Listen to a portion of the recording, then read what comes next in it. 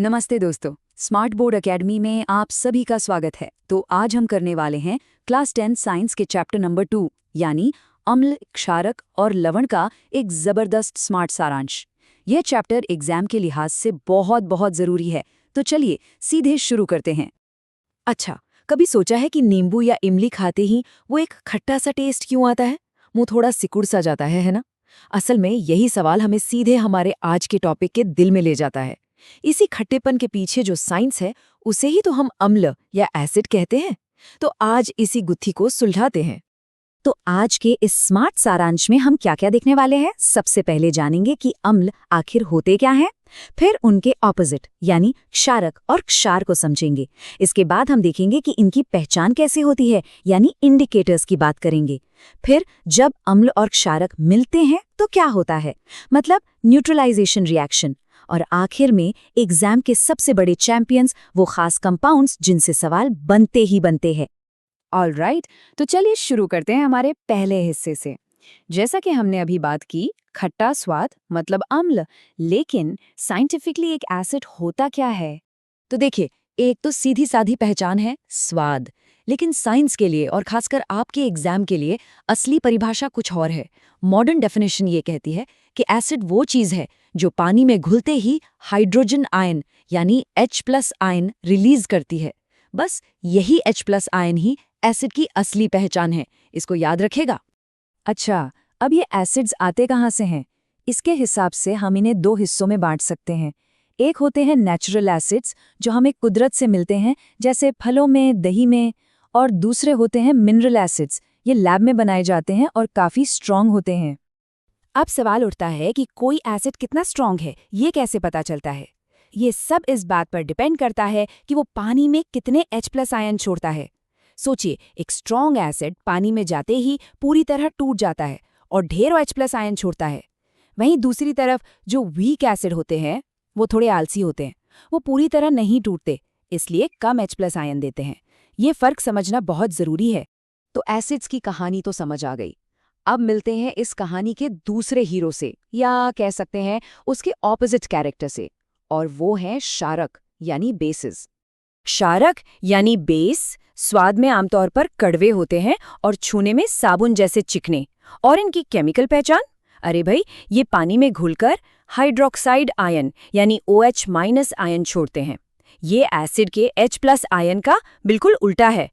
यहाँ पे ना एक कंफ्यूजन अक्सर होता है, क्षारक और क्षार यानी बेस और एल्कलाई, क्या ये एक ही चीज है? नहीं, देखिए इसको ऐसे समझिए, हर एल्कलाई एक बेस होता है, लेकिन हर बेस एल्कलाई नहीं होता। क्यों? क्योंकि सिर्फ वो बेस जो पानी में घुल जाते हैं, उन्हें ही एल्कलाई का स्पेशल टाइटल मिलता है। इसीलिए सोडियम हाइड्रोक्साइड एक एल्कलाई है, पर कॉपर हाइड्रोक्साइड पानी में नहीं घुलता, तो वो सिर्फ एक बेस है। तो भाई, हम कैसे पता लगाएं कि कोई चीज एसिड है या बेस? हर चीज को चख तो नहीं सकते हैं ना, खतरनाक हो सकता है। यहीं पर काम आते हैं हमारे जासूस, हमारे इंडिकेटर्स। ये ऐसे केमिकल्स होते हैं जो रंग बदलकर हमें सच बता देते हैं।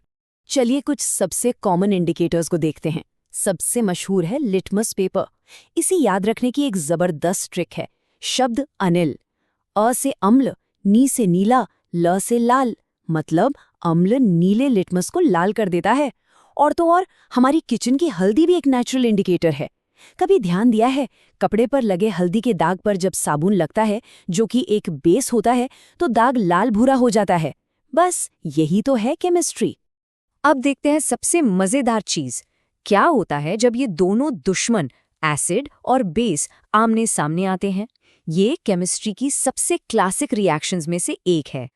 जब एक एसिड और एक बेस आपस में रिएक्ट करते हैं, तो एक दूसरे के असर को खत्म कर देते हैं, जीरो कर देते हैं। इसी प्रोसेस को कहते हैं उदासीनीकरण यानी न्यूट्रलाइजेशन। और बनता क्या है? हमेशा दो न्यूट्रल चीजें, एक लवण यानी सॉल्ट, जैसे हमारा खाने वाला नमक, और पानी, एकदम परफेक्ट बैलेंस। ऑलराइट, अब आते हैं इस चैप्टर के सबसे जरूरी हिस्से पर, वो हिस्सा जिससे एग्जाम में 5-6 नंबर के सवाल पक्के आते हैं। ये हैं हमारे एग्जाम चैंपियंस, 5 ऐसे कंपाउंड्स जिन पर आपको खास ध्यान देना है। हमारा पहला चैंपियन है कास्टिक सोडा। इसे बनाने के प्रोसेस का नाम ही सब कुछ बता देता है, क्लोर एल्कली प्रोसेस। क्लोर मतलब क्लोरीन गैस और एल्कली मतलब हमारा बेस सोडियम हाइड्रोक्साइड। होता क्या है कि जब हम नमक के पानी में बिजली दौड़ाते हैं तो ये 3 चीजें बनती हैं, कास्टिक सोडा, क्लोरीन गैस और हाइड्रोजन गैस। ये एक बहुत ही इंपॉर्टेंट इंडस्ट्रियल प्रोसेस है। नंबर 2 पर है विरंजक चूर्ण, जिसे हम ब्लीचिंग पाउडर के नाम से ज्यादा जानते हैं। इसका केमिकल फॉर्मूला है CaOCl2। चलिए देखते हैं ये बनता कैसे है और इसके क्या-क्या कमाल के इस्तेमाल हैं। इसे बनाना बहुत सिंपल है, बस बुझे हुए चूने पर क्लोरीन गैस पास करानी होती है और इसके इस्तेमाल तो हम रोज ही देखते हैं। पीने के पानी को साफ करने से लेकर कपड़ों पर से दाग हटाने तक ये बहुत काम की चीज है।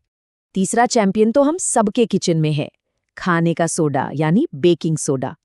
इसका केमिकल नाम है सोडियम बाइकार्बोनेट। पर यह बनता कैसे है और केक फुलाने के अलावा इसके और क्या-क्या काम है?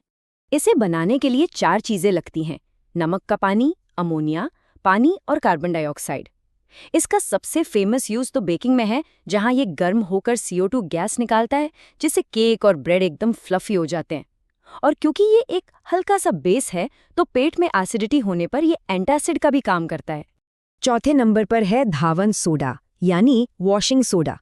इसके फॉर्मूले पर जरा गौर कीजिए, Na2CO3.10H2O। ये जो आखिर में 0.10H2O लिखा है ना, इसे कहते हैं वाटर ऑफ क्रिस्टलाइजेशन।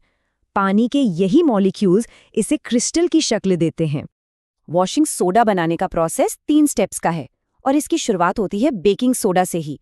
पहले बेकिंग सोडा को गर्म करके सोडियम कार्बोनेट बनाया जाता है, फिर उसमें पानी मिलाकर उसे क्रिस्टलाइज किया जाता है और बस तैयार है हमारा वॉशिंग सोडा।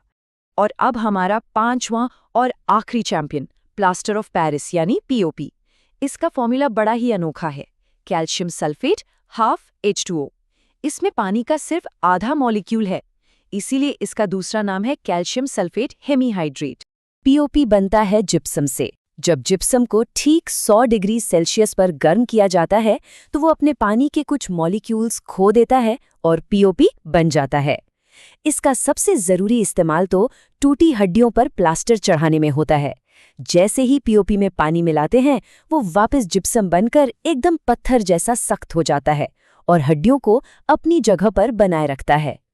तो जाते जाते आपके लिए एक सवाल छोड़ जाता हूँ, प्लास्टर ऑफ पेरिस को हमेशा नमी से बचाकर यानी मॉइस्चर प्रूफ डिब्बे में क्यों रखना चाहिए? सोचिए, इसका जवाब POP और जिप्सम के रिश्ते में ही छिपा है। तो ये था हमारा स्मार्ट सारांश। स्मार्ट बोर्ड एकेडमी के साथ बने रहने के लिए धन्यवाद। ऐसे ही और स्मार्ट रिवीजन के लिए सब्सक्राइब जरूर कीजिएगा।